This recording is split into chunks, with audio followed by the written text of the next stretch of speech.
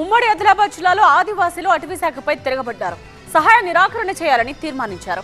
అడవిలో అడుగు పెడితే చాలు దాడులు చేస్తున్నారని అటవీ శాఖ అధికారులపై ఆగ్రహం వ్యక్తం చేస్తున్నారు. మరోవైపు ఫారెస్ట్ అధికారులకు అల్టిమేటం జారీ చేశారు కాంగ్రెస్ ఎమ్మెల్యే వెడ్మ బొజ్జు. ఆదివాసీలపై దాడులు చేసిన అధికారులపై 24 గంటల్లో చర్యలు తీసుకోకపోతే పెద్ద ఎత్తున ఆందోళనకు దిగుతామని హెచ్చరించారు. అటవీ శాఖ అధికారులపై ఆదివాసీలు యుద్ధం ప్రకటించారు.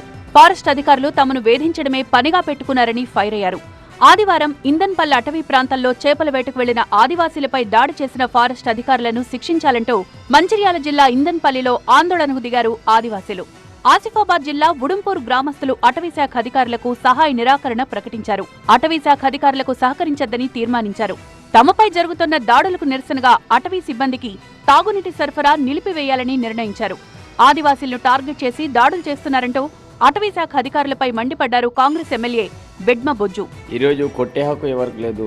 రాజ్యాంగబద్ధంగా కంపల్సరీ వారు చట్ట ప్రకారం శిక్షించని అభ్యంతరం లేదు. ఇది నిరంతరం జరుగుతున్న దాడి. దీంట్లో ప్రధానమైన సూత్రధారి FDPT శాంతరావు గారు ఉన్నారు. నేను అనేక సందర్భాల్లో లేవనెత్తుతున్నా, మాట్లాడుతున్నా. ఈరోజు వారనేవారు డెడ్ అగెనెస్ట్ గవర్నమెంట్, మన గవర్నమెంట్కి అగెనెస్ట్గా చేస్తున్నారు. కేసీఆర్ గారికి తొత్తుగానే కూడా నేను అనేక సందర్భాలు చెప్తున్నాను, ఇప్పుడు కూడా చెప్తున్నాను. వారి కింద ఉన్నటువంటి కొంతమంది FROs కావచ్చు, డిప్యూటీ రేంజ్ ఆఫీసర్ కావచ్చు, FDOలు కావచ్చు, టార్గెట్ పెట్టుకొని మా మీద దాడులు చేస్తున్నారు. ఆదివాసీలపై దాడులు చేసిన అటవీశాఖ అధికారులపై 24 గంటల్లో చర్యలు తీసుకోకపోతే ఆందోళన బాట పడతామని హెచ్చరించారు వెడ్మ బొజ్జు.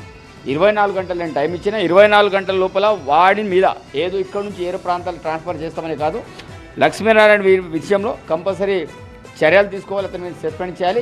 అదేవిధంగా వాళ్ళ మీద ఏమైనా కేసులు పెట్టినా దాన్ని నేను యాక్సెప్ట్ చేయాలి. తప్పకుండా వాళ్ళ మీద కేసులు పెట్టదు. కేసులు పెట్టే అర్హత వరకు లేదు. 24 గంటలో చర్యలు తీసుకోకపోతే 1000 మందితోటి నేను నిరసన కార్యక్రమం చేస్తా. అది అటవీ శాఖకు వ్యతిరేకంగా, దాంట్లో ఎలాంటి సందేహం లేదు.